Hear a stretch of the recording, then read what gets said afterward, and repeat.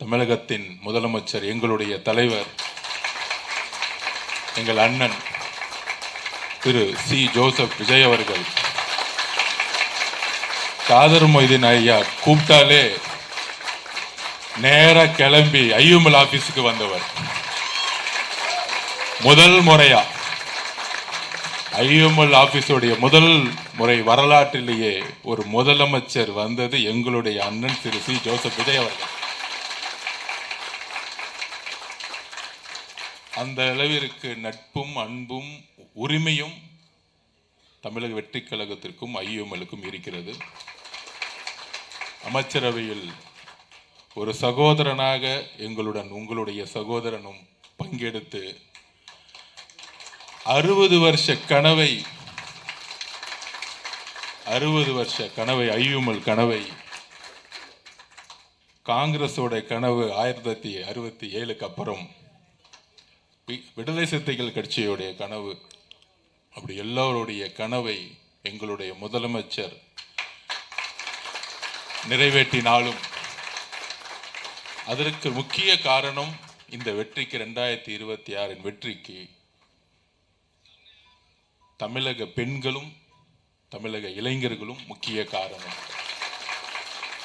அதில் குறிப்பாக தேர்தலுக்கு முன்பே இஸ்லாமிய பெண்களும் இஸ்லாமிய இளைஞர்களுடைய ஆதரவும் மிகப்பெரிய அளவில் தமிழக வெற்றி கழகத்திற்கு உருவாக்கி கொடுத்தார்கள். அது மறக்கவே முடியாது. தேர்தல் பிரச்சாரம் முடிஞ்சு வரும்பொழுது வாணியம்பாடியில் பார்த்தா சாலைகளில் பெண்கள் கூட்டம், இஸ்லாமிய சகோதரிகளுடைய கூட்டம் பார்த்தீங்கன்னா எங்கே பார்த்தாலும் நிற்கும்.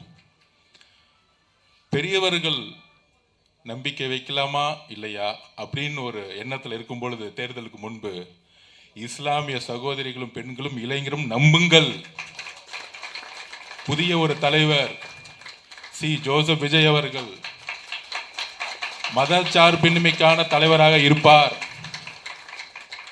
ஒரு புதிய ஒரு தலைவரை உருவாக்குவோம், ஒரு புதிய கட்சியை உருவாக்குவோம், ஒரு முறை வாக்கு கொடுப்போம் அப்படின்னு வீட்டில இருந்தே புரட்சி செய்தவர்கள் இஸ்லாமிய சகோதரிகள், இஸ்லாமிய பெண்கள், இளைஞர்கள். ஜெயிச்சு முடிச்ச உடனே பெரியவர்களும் இங்க வந்துட்டாங்க. உண்மையான மதச்சார்பின்மை கட்சியும் ஆட்சியும் இதுதான் அப்படின்னு ஐயுமல் வந்த உடனே அந்த சந்தேகங்கள்லாம் போயிருச்சு. இந்த அவையை பார்த்தாலே தெரியும், கிறிஸ்துவ சமூகத்திலிருந்து வந்த நம்மளுடைய ஜே.சி. பிரபாகரன் சார் சட்டமன்றத்தை நடத்தி கொண்டிருக்கின்றார் தலைமையிலோட. நம்மளுடைய சகோதரர் ஷாஜகான் சார் ஒரு மூத்த உறுப்பினராக அமைச்சரவையில் இருக்கிறார். 60 வருஷ கனவு.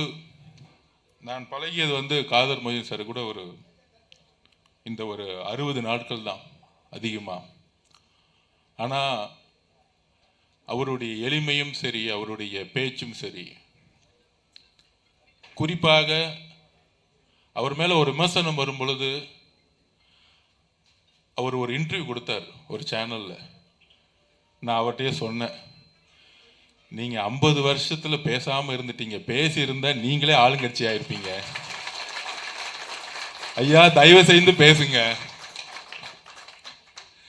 இன்னுமேட்டு பேசுங்கன்னு சொன்னோம். அவ்வளோ அழகான ஒரு இன்டர்வியூ அது. எவ்வளோ கருத்துக்கள், இஸ்லாமிய சமூக சகோதரர்களுடைய வாழ்க்கை என்ன, அவர்களுடைய குறிக்கோள் என்ன, அவர்களுடைய நோக்கம் ஏக்கம் என்ன, எதற்காக இந்த முடிவெடுத்தோம், அதிகாரத்துக்கானதா இல்லை, ஆட்சிக்காகவா இல்லை, பணத்திற்காகவா இல்லை, எங்களுடைய சமூகத்தினுடைய குரலுக்காக நாங்கள் முடிவெடுத்தோம், ஒட்டுமொத்த மக்களுக்கான குரலுக்காக முடிவெடுத்தோம். ஆனால் கால சூழ்நிலை 50 வருடம் இருந்தவர்கள் அவரை பார்த்து சோபா மாடல்னு சொல்லும் பொழுதுக்கான வருத்தம் எங்களுக்கும் இருக்கிறது. ஒரு மிகச்சிறந்த ஒரு 87 வயதில் இருந்த மூத்த தலைவருக்கான விமர்சனம் இந்த சமூகத்தில் ஒரு அவலமான ஒரு சிந்தனைங்கிறத நாங்கள் பதிவு பண்ணுறோம். அரசியலில் மாறுபட்ட கருத்துக்கள் இருக்கலாம், கொள்கைகள் மாறலாம், ஒரு கட்சி தோக்கலாம், ஒரு கட்சி சேரலாம், கூட்டணி மாறலாம். ஆனால் ஒரு தலைவர் மீது ஏற்படக்கூடிய விமர்சனங்கள் அந்த விமர்சனம் எப்பொழுதும் ஒரு ஒரு நாகரிகம் மட்டுமல்ல, ஒரு உண்மைத்தன்மையோடு இருக்கணும். அதை தான் நாங்கள் பதிவு பண்ணுறோம்.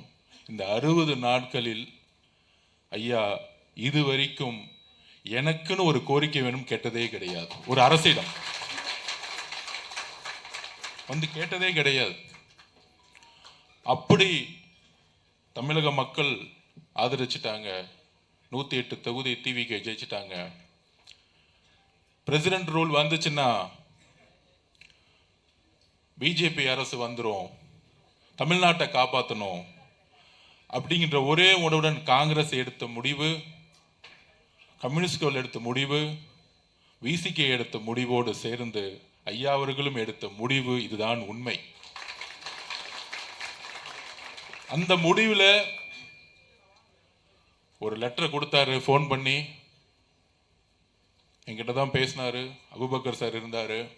இந்த முடிவை அகில இந்திய எங்களுடைய தலைவர்களும் காங்கிரசுடன் பேசி எடுத்திருக்கிறார்கள். அங்கே கூட்டணி ஆட்சியில் இருக்கிறாங்க கேரளாவில், ஐயா குஞ்சாலிக்குட்டி அவர்கள் எல்லோரும் அப்படின்னு சொல்லும் பொழுது, பதவியேற்ற பிறகு ஒரு அடுத்த அமைச்சரவை உருவாக்கும் பொழுது எங்களுடைய மாண்புமிகு முதலமைச்சர் அண்ணன் விஜய் அவர்களுக்கும் சரி, எங்களுக்கும் சரி, ஒரு இன்கம்ப்ளீட்டாகவே இருந்துச்சு. எங்களிடம் வந்து ஐயா காதர் மொய்தீன் வந்து எங்களுக்கு ஒரு அமைச்சரவையில் அமைச்சர் கொடுங்க, அதிகாரம் கொடுங்கன்னு கேட்டதே கிடையாது. அவ்வளோ நாங்கள் ஆதரவு கொடுத்துட்டோம், நம்பிக்கையாக இருக்கிறோம்.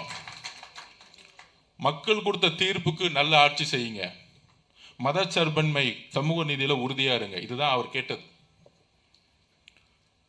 அப்ப எங்களுடைய முதலமைச்சர் இல்ல ஐயமிலிருந்து அமைச்சர் வந்து ஆகணும்.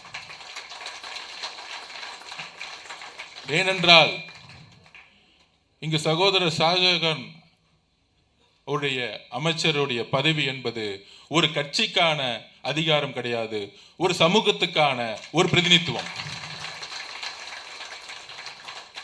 அண்ணல் அம்பேத்கருடைய கனவு எங்கெல்லாம் ஒடுக்கப்பட்ட மக்கள், எங்கெல்லாம் ஏழை மக்கள் இருக்கிறார்களோ அவங்கெல்லாம் அதிகாரத்துக்கு வரணும்.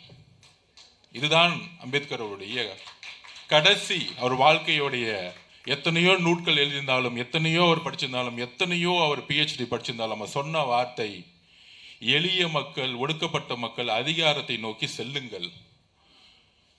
யாரிடமும் மனு கொடுக்க வெயிட் பண்ணிட்டு இருக்க வேணாம், அதிகாரத்தை நோக்கி சென்று உங்களுடைய மக்களை நேர்மையான முறையில் எல்லா உதவிகளும் மக்களுக்கு செய்யுங்கள். அப்படி சொல்லும் பொழுது அவரே ஃபர்ஸ்ட் வந்து ஒரு அதிர்ச்சி ஆச்சு, ஐஎம்எல்க்கு அமைச்சரவை கொடுக்குறீங்களா அப்படின்னு. அப்ப 2 MLA இருந்தாங்க. அப்ப ஒரு இளைஞருக்கு வாய்ப்பு கொடுங்கள் அப்படின்னு கட்சி ஒருமனதாக முடிவெடுக்கும் பொழுது அவர் ஷாஜகான் சாரை பற்றி வருத்தப்படுறதோட இன்னொரு ஐயா MLA இருக்கும் பொழுது சொன்னார், அவர் கட்சியில் மூத்த உறுப்பினர், அவரையும் நீங்கள் ஏதாச்சும் ஒரு மரியாதை கொடுத்து அவருக்கான மரியாதை உருவாக்குங்கள்னு சொன்னார். அவருக்காக எதுவும் கேட்கல, அவருக்கோ அவர் மகனுக்கோ இல்லை அவருடைய குடும்பத்துக்கோ எதுவும் கேட்கல. இதுதான் உண்மை.